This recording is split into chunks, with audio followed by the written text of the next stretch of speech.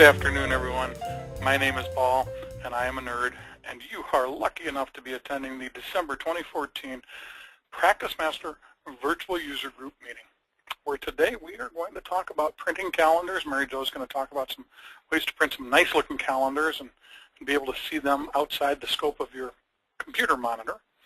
And I'm going to talk about being reminded about calendar items, or in other words, alarms, how to manage them, how to understand them, how to work with them.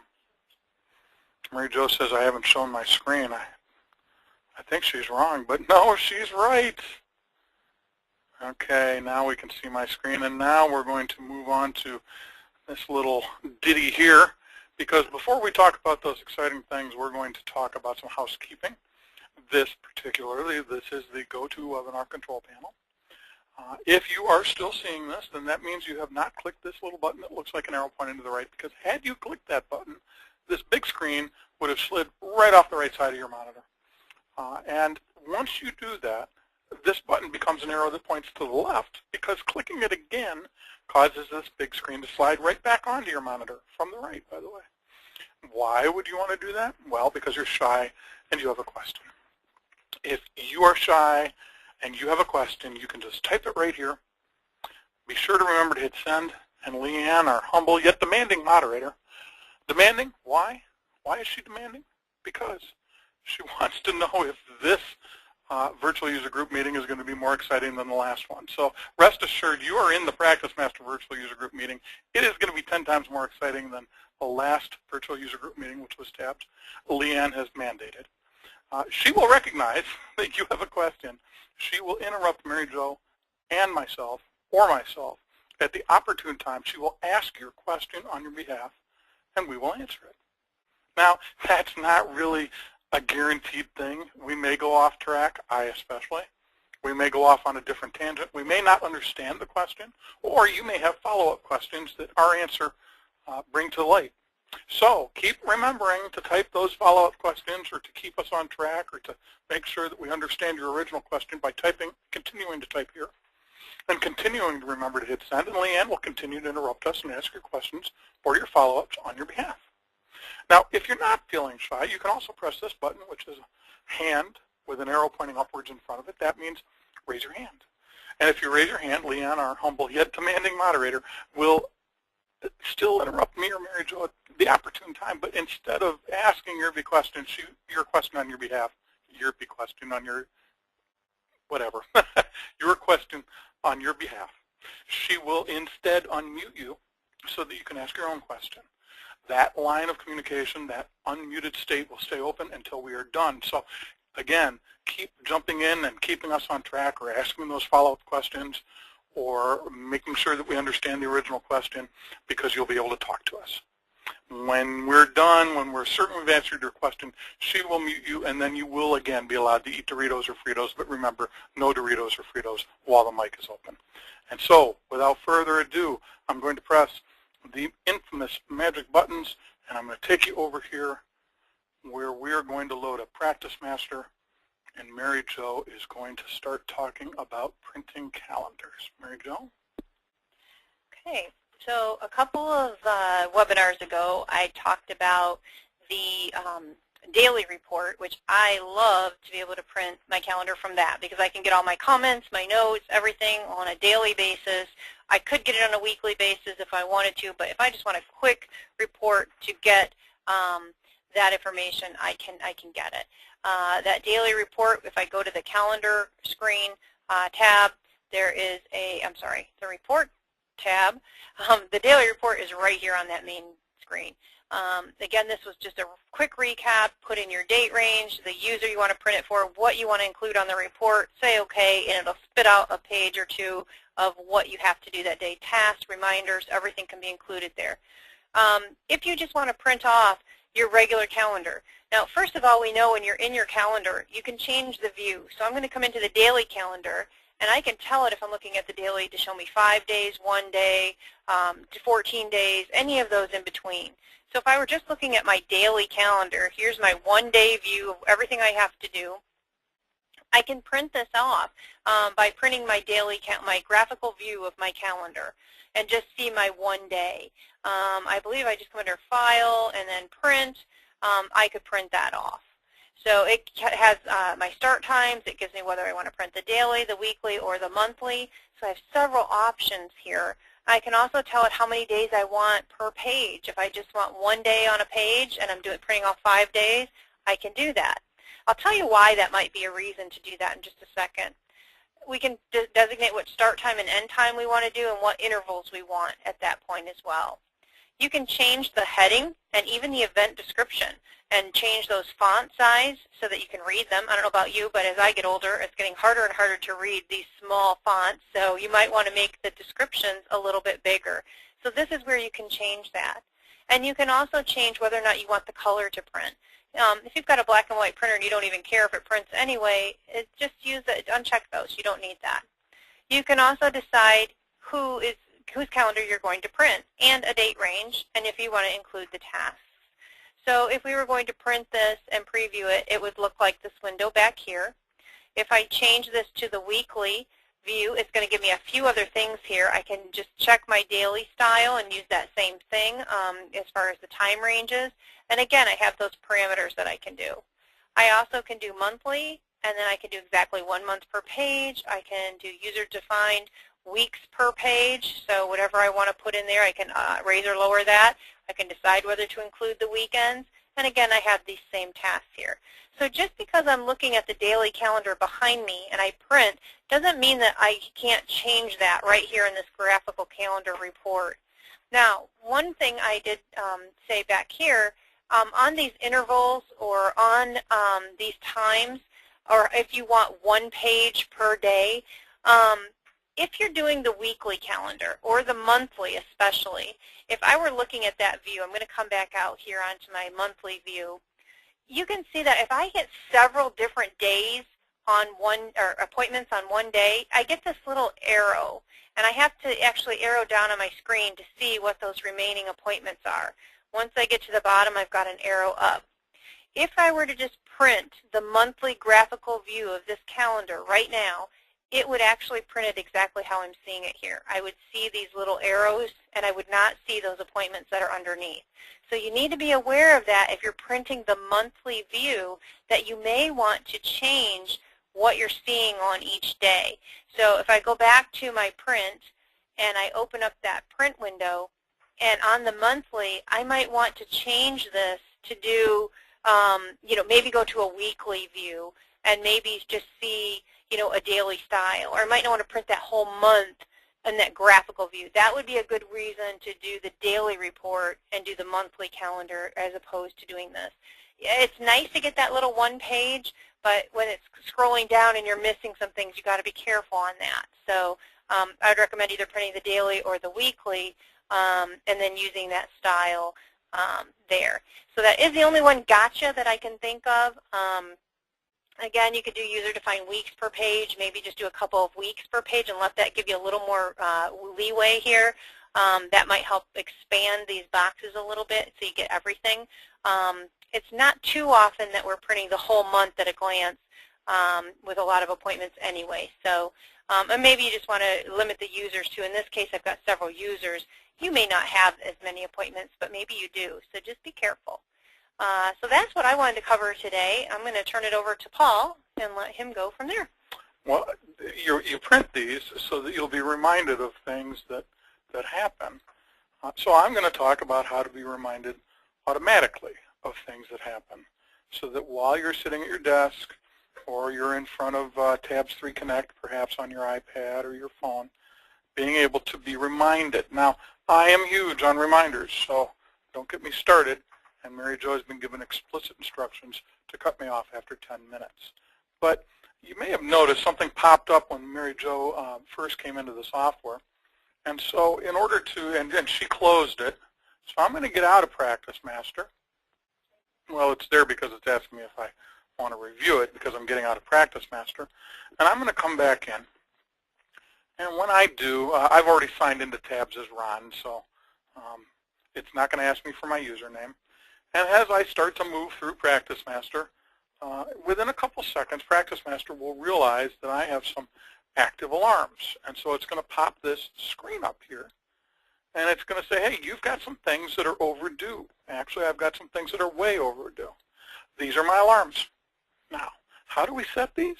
It's pretty simple. When we go into the task or into the event for which we want to be reminded, all we have to do is turn the alarm on. So I'm going to go back into the calendar, and I'm going to create a new item for what it thinks is today. This is demo data, and our demo system lives on November 17th, 2014. November 17th of last month was a very exciting day for me because I was actually able to demonstrate things on the day that the demo data lived. That has passed, and we are now about a month beyond that. So this is what it thinks today is, and I am going to make an appointment for today at 11:30 or 11:45 for 15 minutes, and I did that by just clicking. We all know how to make appointments. And I'm just going to say, meet with Mary Jo. And the only other thing that I need to do, of course, we can schedule it for somebody. I need to make sure it goes on my calendar, and the system thinks I'm Ron, so I'll put it on Ron's calendar, and I'm going to put an alarm time of 0. Now, what are my options? Well, if you drop down the list, these are what you see: 1 minute, 0 minutes, 5, 10, 15, 30, et cetera, on to as high up as 2 weeks. Keep in mind, you can also type things in here. I can put in things like 1.5 days, and when I hit tab, it changes that to what it recognizes to be 1.5 days, which is 1 day, 12 hours. I could put in 3 weeks, and it changes that to a capital W, but otherwise that's how it recognizes. So I can really put an alarm in for any range of time, hours, days, weeks, months, years, that I want to be reminded. And as you'll see in a minute, then I can manage those alarms as they pop up and say, well, remind me again tomorrow, or remind me again in 10 minutes, or remind me again 5 minutes before the appointment. So I'm going to put this in with an alarm time of, let's say, 15 minutes. And what I'm telling the system is, remind me 15 minutes before 11:45 today. Now, we all know that it's past 11:45. It's 2:17. So the reason I'm doing this is that I want it to pop up right away so we can see that. Let's go ahead and save this. And I'm doing that with a Control S because I'm old, and that's how I roll. And there it is, Meet with Mary Jo. Now, this is our new alarm window. So if you're on a version that doesn't do alarms like this, I highly recommend you get up to version 17 because I love this new multiple alarm window. In case you are on an older version, I will tell you that you get a separate window for each alarm. It's a smaller box, and each one is treated as a separate alarm. Here we can manage alarms en masse. Why is that important? Well, I could take all of these alarms and block them. I did that by clicking the bottom one and holding the Shift key while I click the top one. Or I could just take certain ones by holding the Control key and tapping on the next one. That marks the one I'm clicking on, but not the ones in between, as opposed to the Shift key, which marks the one I'm clicking on plus the ones in between that and the one I had highlighted before. And I can then say, take all of these alarms that are highlighted and snooze them for 15 minutes. And I might take the other 2 alarms and snooze them for 5 minutes or 1 minute.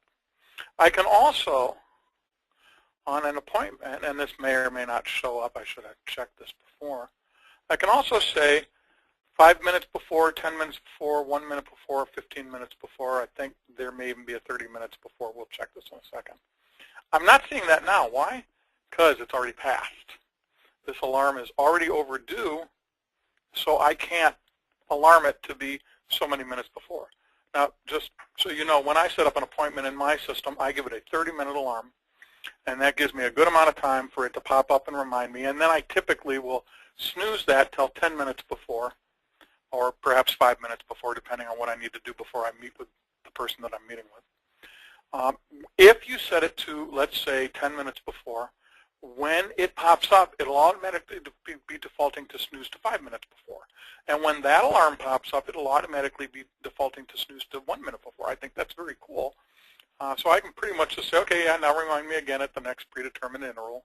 And finally it pops up and says it's time, and you go. That's managing multiple alarms. I want to go back here. Well, first thing I want to do is I want to point out to you that I can double click on an item and open it right from here. So if I wanted to say, you know, she called me and she said, let's not meet till 3 o'clock, and I'm going to put an hour's alarm in here because I want to show you about that so many minutes before. So I'm going to save this now. And now I'm being reminded to meet with Mary Jo, but now when I click on the drop down, since this is not, it's not overdue yet, it's 40 minutes from now, it's not 40 minutes overdue, it's just 40 minutes from now. Now when I click, I could go to 15 minutes before, 10, 5, or 1 minute before. And as I said, if I start at 15, it'll roll back to 10 for the next, and 5 and 1. Very handy. Okay. Now another thing that I'd like to show you is this here. If I go into making any appointment, these reminders, not a big fan of these. A couple reasons. A reminder can be kind of set like an alarm, in that you can type your values in there just like you could up in the alarm. But this isn't going to pop up. These only show in certain places. They only show in certain reports. They only show in your calendar if your calendar has been configured to show them. And they do not sync through to Outlook correctly. In other words, if you have a reminder that pops up a week before or something, you can't move that reminder. That reminder stays a week before or something. And if you do move it in Outlook, it just moves right back. So I'm not a big fan of these. And in fact, in some clients, I've actually, at their request, I've taken these out because they cause confusion. And unless people understand how to use the reminders, they are not. They can create more trouble than they're worth, especially with their inability to sync properly with Outlook and therefore sync properly with a smartphone. Okay, so be careful of those. These are not reminders that are going to pop up automatically and jump up at you in your screen. These are right here. These alarms, they are alarms. And on most phones, most smartphones, they will transfer through to your phone in a way that that they will also pop up on your phone. Paul, did you say that you can also alarm a task? I did. I'm so excited. Could you please show them how to do that? That's kind of like my wife. My wife has learned that if we're driving somewhere, she doesn't tell me to turn somewhere. She says, just before we get there, and she knows I'm going to miss it, she says, now where do we turn again?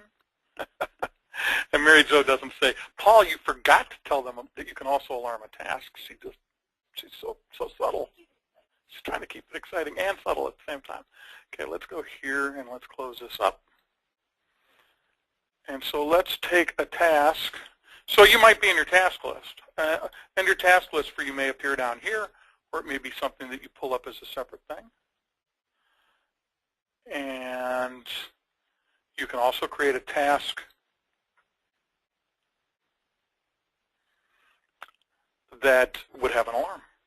Now the thing about having a task and an alarm is if a task is going to have an alarm, let's say that I need to do this today, so I'm going to hit D to put today's date in, and I need to call Bob regarding whatever, I cannot put an alarm on this. Mary Jo, you lied. You can't put an alarm on that.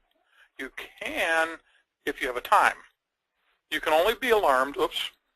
Hey, you got to put a valid time in. You can only be alarmed if you have a time. You can't say, remind me before so many minutes before if you don't have a time for those so many minutes to be calculated against. So same thing. And now keep in mind that tasks, when you snooze them and snooze them and snooze them, or even clear the alarm, they don't go away. An event that's alarmed, if you keep ignoring it or you clear the alarm, that doesn't mean your appointment at 3 o'clock is going to, all of a sudden not happen because you've ignored the alarm. It just means you're going to miss it.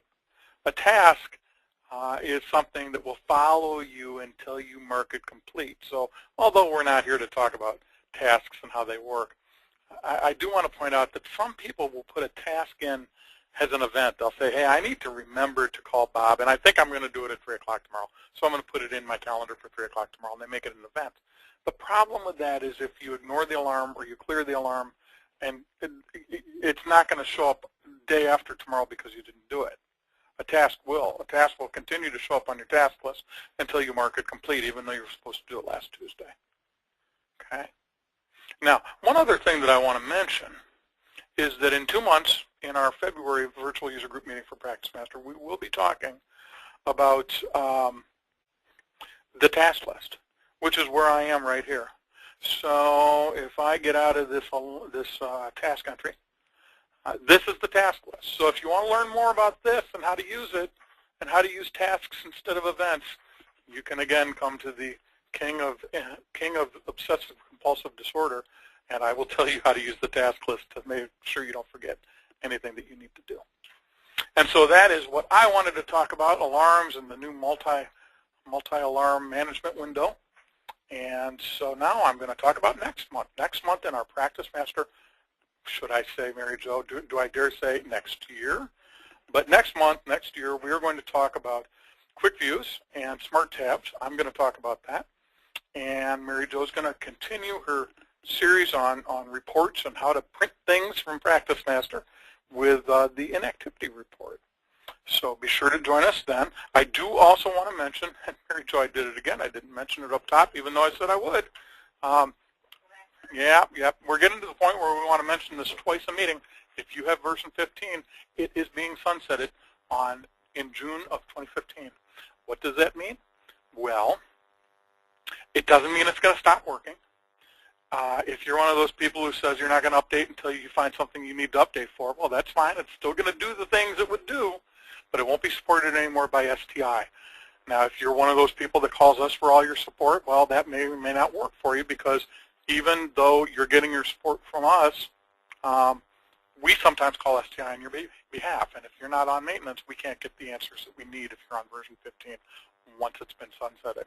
The other thing that may affect you is that eventually, probably not right away, I can't say for sure, but probably not right away, but eventually the support for your ability to self-update will go away. What does that mean?